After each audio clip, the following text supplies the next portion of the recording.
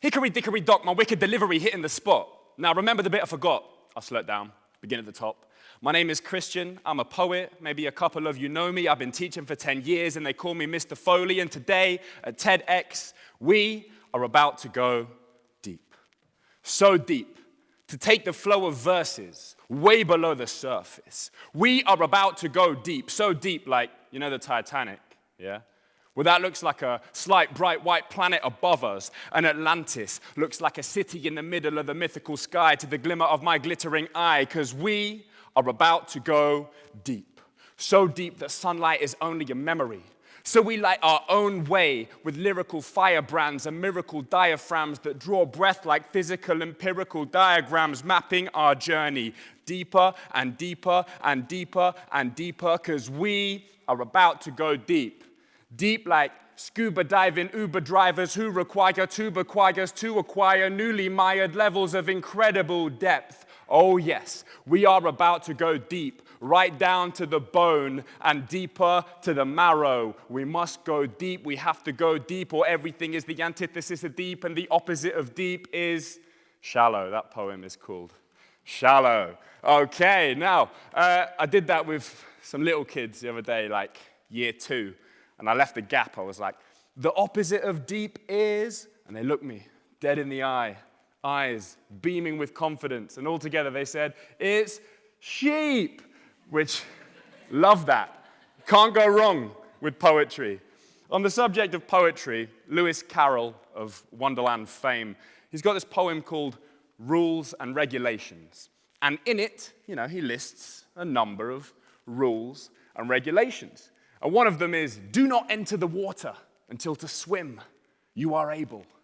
I'm not sure why he's talking like Yoda, but the advice seems good, all right? If you can't swim, don't go in the water. Don't go in the water until you can swim.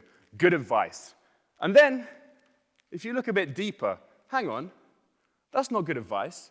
He's been sarcastic, because where else can you learn to swim but in the water? You cannot learn to swim unless you go in. So that advice is sarcastic. He's actually taking the mick out of those authoritarians who say, do this, do that, do this, do that. He is saying that learning requires an element of risk. You've got to be unafraid to dip your toes into unfamiliar waters, because that is how we learn. So I want to take this idea of learning through risk and apply it to the field within which I work, which is education. Specifically, I work in the field of alternative provisions.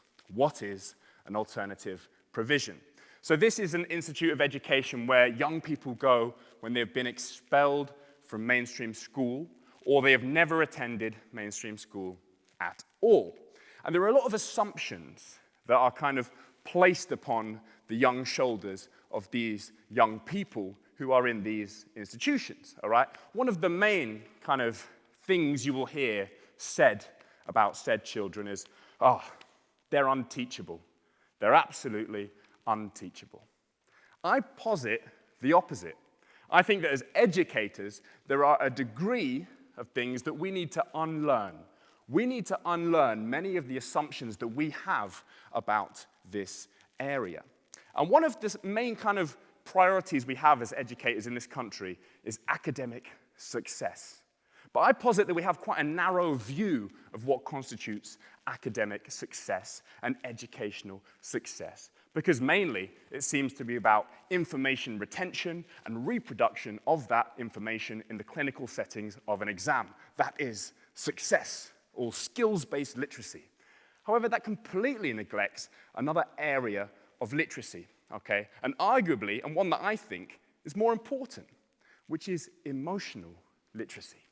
So emotional literacy is your ability to articulate how you feel, to understand what is going on with your emotions, and to be able to communicate those emotions in a way that is understood. And that is incredibly important for a young person.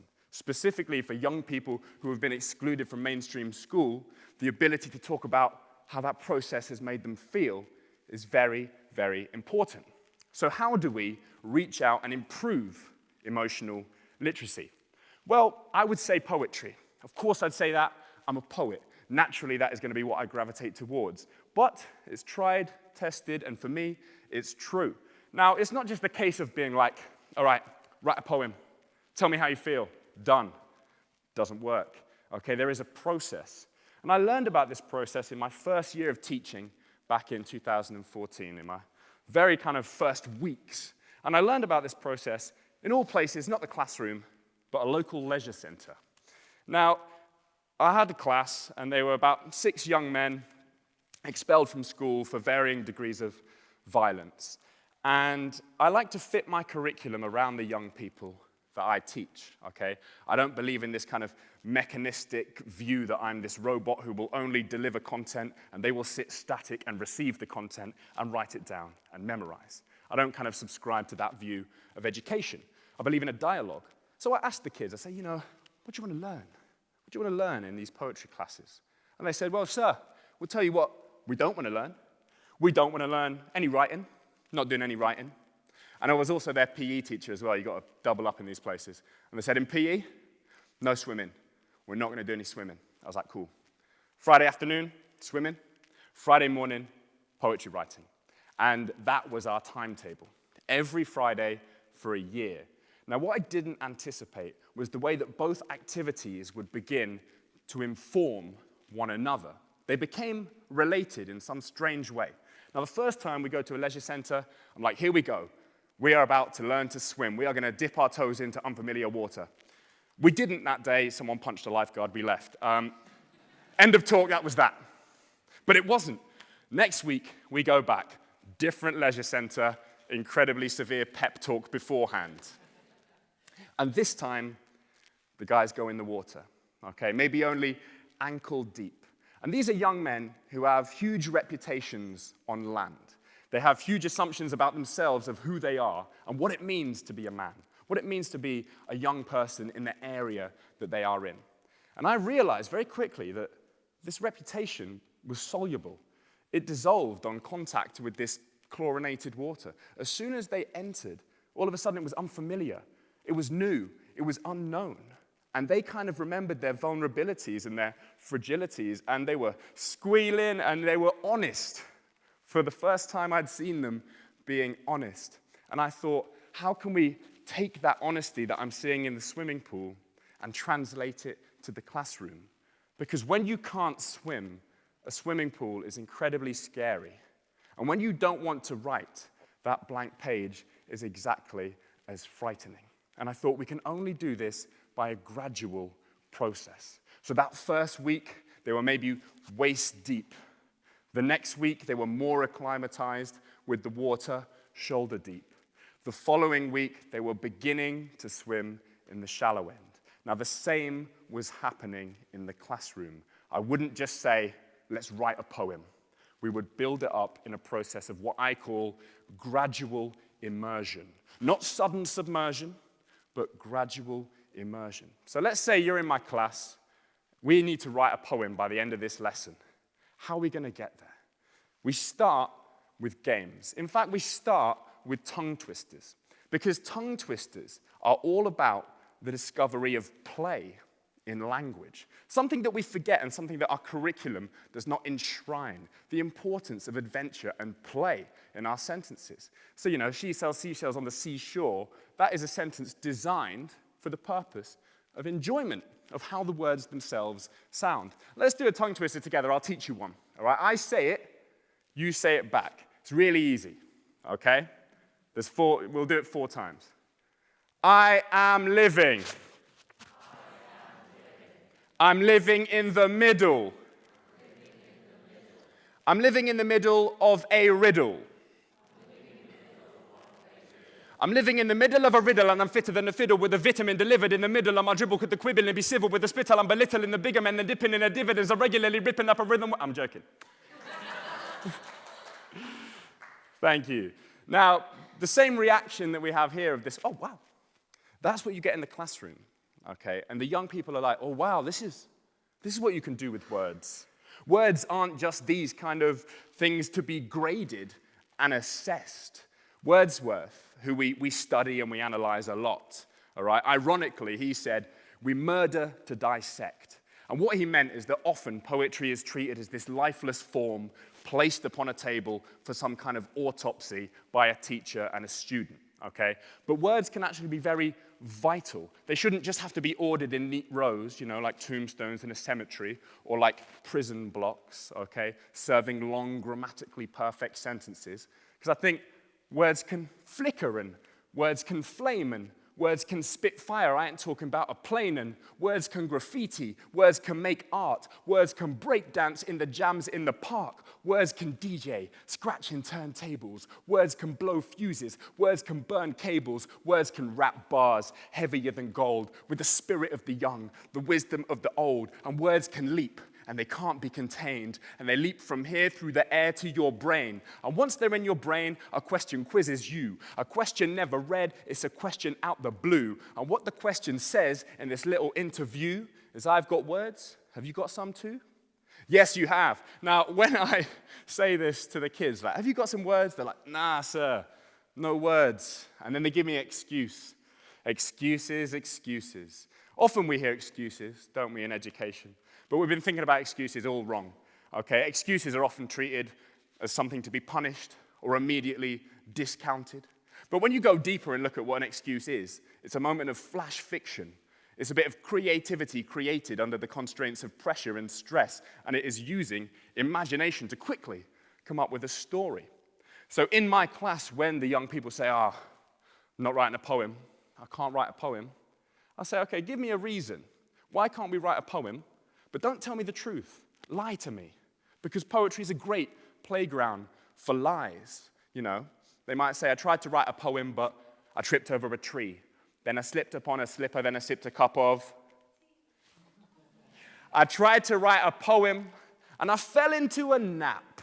I got lost upon my wonders because I didn't take a map. I tried to write a poem, but I lost the track of time. Then when I woke up, I couldn't find a pen. I couldn't find a rhyme, but I tried to write a poem. Now the poem's out of order, and I'll sort it, and I'm going. To carry on, that was just a little break, but I tried to bake a poem, then I tried to write a cake. Wait, that's a mistake.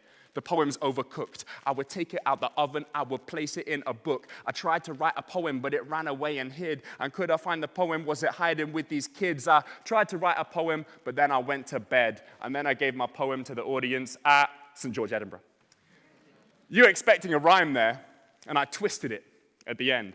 That twist of expectation is important. We should never be afraid for the sudden remix. And I think that to twist the idea of play now, poetry actually does have to be more than play.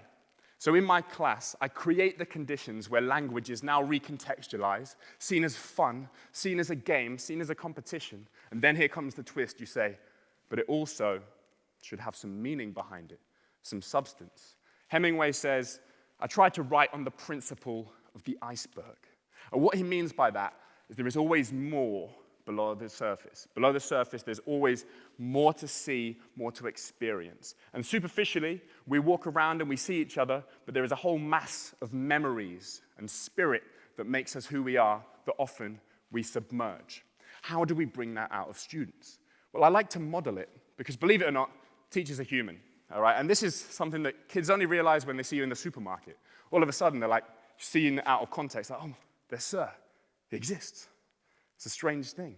But yeah, we are not these robots. We are human. And I believe that we should bring our full selves to the classroom in the way that we teach. And Bell Hooks says, I would not expect my students to take risks that I wouldn't myself take. So if I'm going to say to students, go on, be vulnerable, be honest, write about your life. Well, I better be prepared to do that first. So often I would do a poem, about where I come from. And I might say, I come from five-a-side footballs, cycle ride Brook Falls, £1.99 bookstalls in mobile libraries. I come from bedtime reading from mum, coming home. I used to come home at 6 p.m., laughing at The Simpsons and The Fresh Prince, Will Smith, Philip Banks. I come from an island where people cared most about filling banks, where love got cleared up and washed away like the deposit from flooded riverbanks. I come from the very same terrifying swimming lessons. I come from hoping for gratifying Christmas presents. I come from FIFA 98. I come from kickabouts on the nearby estate with mates who all thought they were Messi or Ronaldo when they got the ball in space. I come from a telescope that my dad bought my mum when I was 8. She used to watch for the stars and the planes and the astronauts that could come home. I come from a good home, the kind of home that mums know. I come from spelling test success and mathematic failures. I come from athletic race victories and asthmatic inhalers, trying to catch my breath, going out with wet hair after the shower, mum saying, if you're catching a cold, then you're catching your death. I come from all of this, all of that. Before rap, I come from poetry. And more importantly, that poetry comes from me. So I would demonstrate that. And the kids, all of a sudden, have learned about who I am as a person. And that puts them in a position where they are more comfortable to share who they are. And on that very first term, the very first poems that they created were all of those I come from poems. And that was how it began. Back in the swimming pool at this point, they were swimming lengths. They had learned to swim. In the classroom, they had learned to write. And at the end of the year, they published their very first book. And in my first year of teaching, everything was transformed. And I became convinced of this philosophy of gradual immersion. But here comes the twist. We sometimes need to go off script. And there is a stroke in swimming called freestyle. I actually don't know what it is, but I assume you just make it up. There is an element of rap called freestyle, which you make up as well. And that is how we're going to finish today. I've got a blank slate here. All right? This blank slate is a world of possibility. It is a canvas of promise. I'm going to take 5 words from the audience. Okay, so we've got optimism, battle, rejuvenation, and TED. Because I believe that every poetry opportunity is a way, like we heard from the first talk, to build community. And I could tell you that I've got ability when I drop soliloquies, and I heard the second talk, and that was about productivity. And then I can think no task is too big or too small, too large or too tall, and now I'm moving on, and you better listen. I was born with the blood type B negative, but that doesn't mean that I have pessimism. You see, sometimes you want to listen, the cup is half full, and we call that optimism.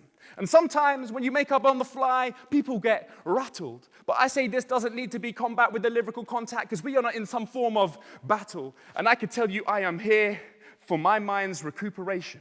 It's therapeutic. And my reality might not attain immortality, but to some degree I might still access rejuvenation. And once I'm finished, I will be going to bed. And you've had a great time and been a great audience here at StGeorgesEdinburgh. Thank you very much.